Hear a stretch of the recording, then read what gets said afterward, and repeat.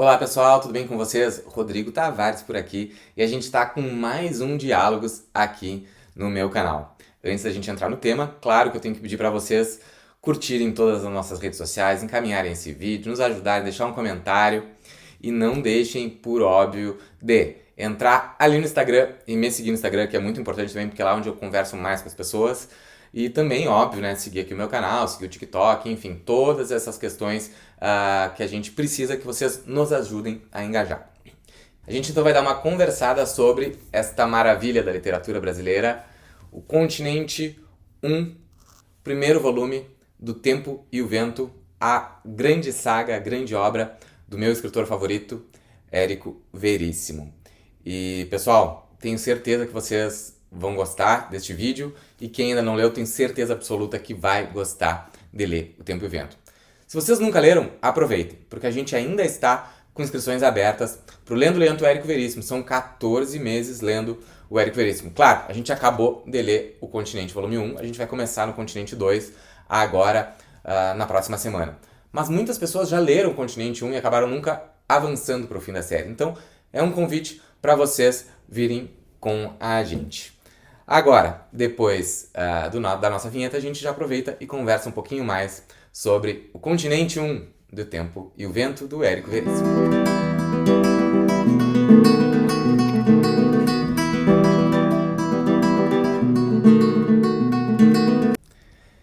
Sem mais delongas, que bom que vocês ainda estão conosco e vamos falar sobre O Tempo e o Vento, sobre essa obra magnífica do Érico Veríssimo. A gente está lendo, então, fazem 2 meses, demoramos para ler este primeiro volume, e na noite de ontem, na noite de sexta-feira, a gente teve a primeira live de encontro que fica disponível apenas para os membros. Mas claro que eu não ia deixar de trazer esse livro aqui, que é a principal leitura, eu acho, da minha vida, aqui para dentro do canal. Quem foi Érico Veríssimo, pessoal? Romancista que figura entre os maiores da literatura brasileira. Érico Veríssimo nasceu na cidade de Cruz Alta, aqui no interior do Rio Grande do Sul. Se definia como um grande contador de histórias. Nasceu no dia 17 de setembro de 1905. Filho de Sebastião Veríssimo da Fonseca e Abigail Lopes Veríssimo. Seus primeiros contos foram publicados lá no ano de 1929, fizeram relativo sucesso, o que foi suficiente para que ele decidisse viver de literatura, então abandonando a Cruz Alta, indo para Porto Alegre, se colocando no mercado literário, trabalhando como editor na editora O Globo, e assim ele acabou conhecendo muitos autores que vieram a influenciar neste trabalho ali na livraria O Globo, perto do centro histórico, hoje centro histórico de Porto Alegre. E dentre esses livros, a gente sabe, são inúmeros livros do Érico Veríssimo, e eu gosto de vários. Inclusive, na manhã de hoje, a gente também falou sobre outro livro dele, a gente falou sobre O Noite, porque sim, a gente lê bastante Érico Veríssimo ali no Lendo Lento, e esse aqui foi lido no gratuito, não no que vocês podem assinar para ler com a gente O Continente. A partir de hoje, então, a gente ainda tem 12 meses pela frente para matar essa obra. Eu tenho certeza que vai ser uma grande experiência para todos aqueles que estão nos dando a chance de ler com a gente. E o Continente 1, assim, ó, tá bem marcadinho aqui com as principais citações que eu guardei. Mas, no Tempo e o Vento, gente, a gente tem um panorama de 200 anos da família Terra Cambará. De 1745 a 1945. Então, a história começa lá no tempo das missões jesuíticas e vai terminar no último volume, no final da Segunda Guerra Mundial, quando também acabou o governo do Getúlio Vargas, trazendo de volta para a cidade da Santa Fé o Rodrigo Terra Cambará, que a gente vai ver lá adiante, que estava trabalhando lá no governo no Rio de Janeiro. O Continente 1, que é este livro que a gente leu, ele é composto, pessoal, por um mosaico de histórias. A gente tem uma unidade central que se passa nos capítulos O Sobrado, que seria contemporâneo ao ano de 1895, final da Revolução Federalista. Para quem não conhece, a Revolução Federalista é aquela famosa Guerra das Degolas, que eu também trato no meu livro chamado Carancho. Eu vou deixar o link aqui embaixo para vocês compararem. Então a gente tem este eixo central, vamos dizer, o tempo presente dessa história, é ali no final da Revolução Federalista de 1893, e eles estão encerrados dentro do Sobrado, na cidade de Santa Fé, cercados pelos maragatos.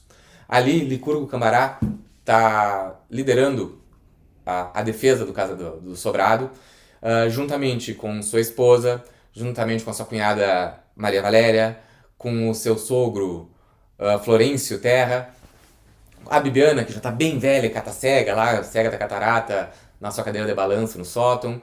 Também com seu filho, o Rodrigo e o Toríbio, crianças, estão ali dentro do casarão, mais o Fandango e outros personagens, que estão vivendo ali há bastante tempo cercados, sem água, sem comida, e os maragatos não deixando eles botarem a cara pro pátio para buscar água, que eles vão lá e atiram nas pessoas. Então a gente está nesse clima tenso de final da Revolução, onde a esposa do Licurgo tá grávida, tá quase parindo, e a gente começa a ver que aquilo ali vai dar errado. E as pessoas dizem, olha, quem sabe tu não pede uma trégua e pede para vir um padre ou para vir o Dr. Winter, o médico, para virem atender a tua esposa, porque isso não é vergonha nenhuma. E ele diz que não, que em nome da honra dele, nenhum maragato vai botar os pés dentro daquele sobrado. Inclusive tem uma parte muito bonita que ele conversa com seu sogro, com Florencio, e pergunta se ele acha que o sogro tá agindo mal.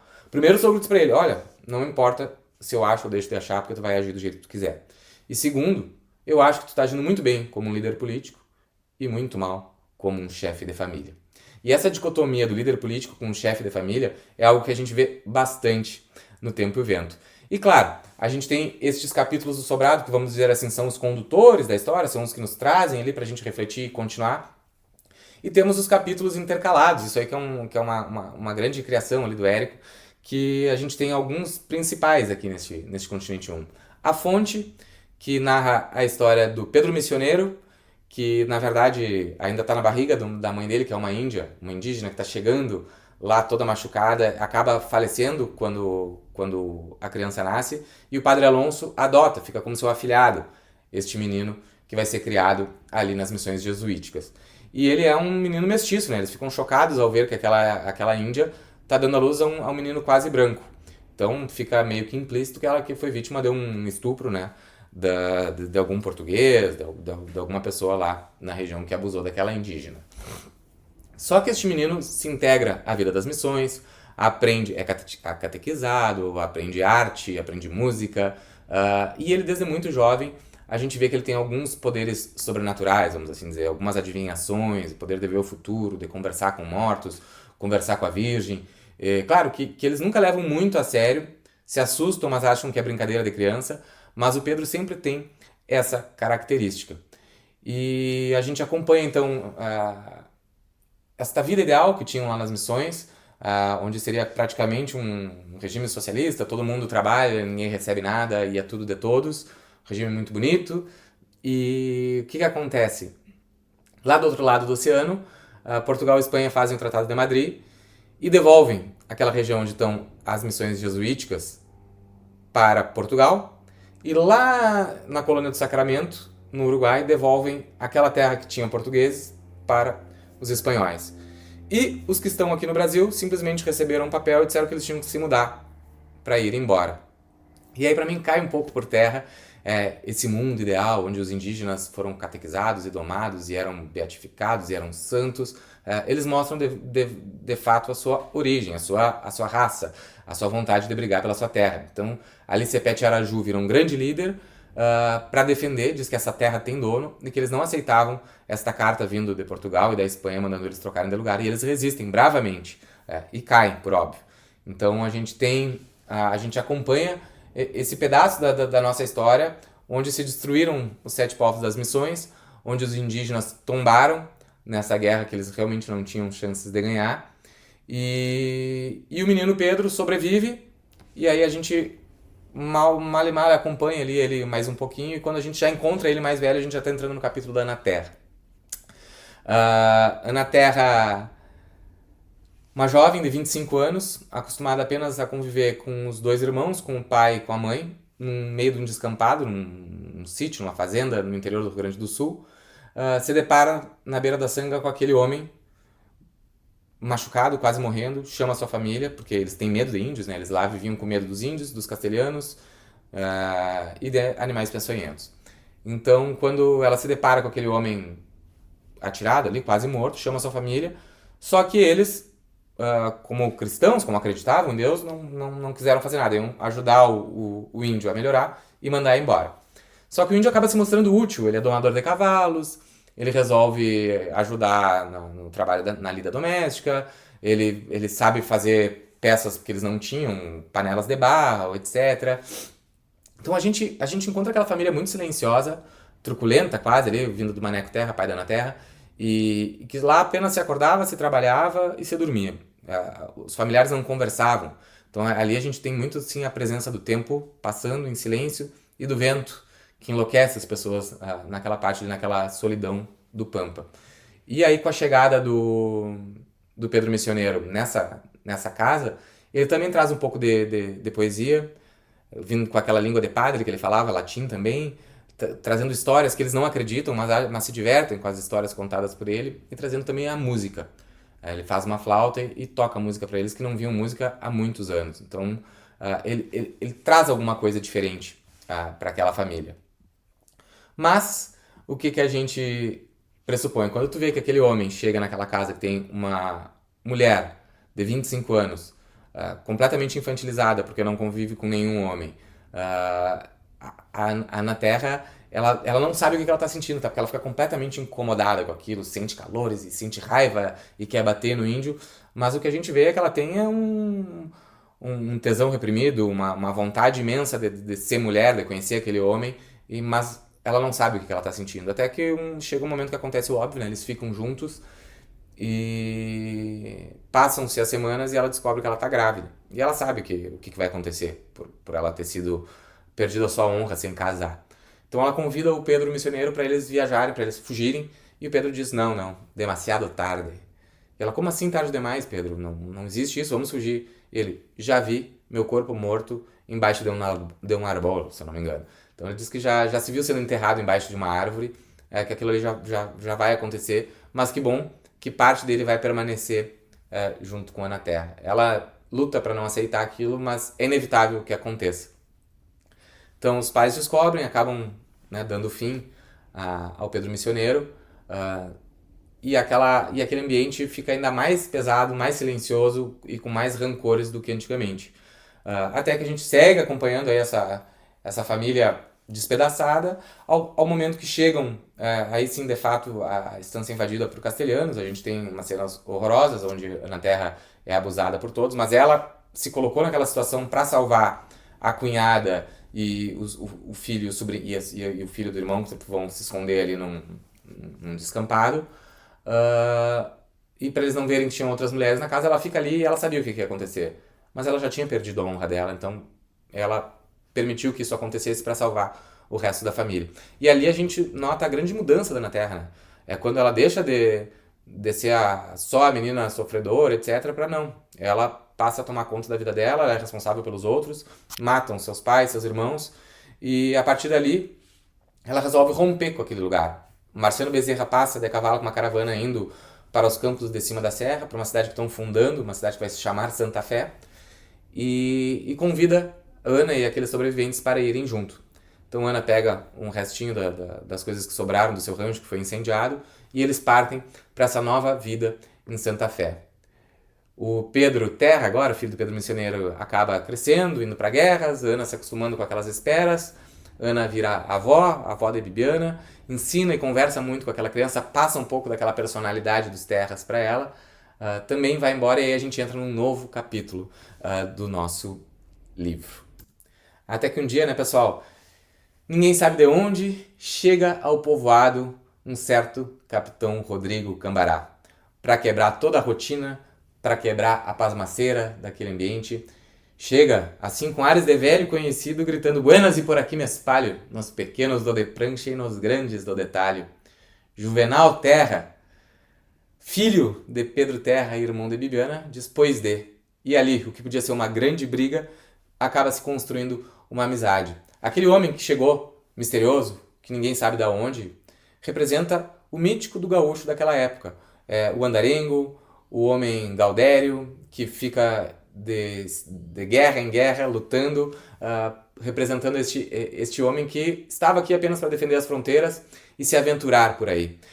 Capitão Rodrigo era um potro sem dono, um homem sem lei, sem poso, e representa com muita força aquilo ali. Só que ele chega nessa cidade e a cidade o provoca. Todo mundo diz que ele não vai ficar lá nem 24 horas. E ele, por teimoso, começa a ficar. E aí acaba se apaixonando à primeira vista por Bibiana Terra, a irmã deste seu amigo. Mas claro, que ela já era meio prometida por uma pessoa da cidade, enfim.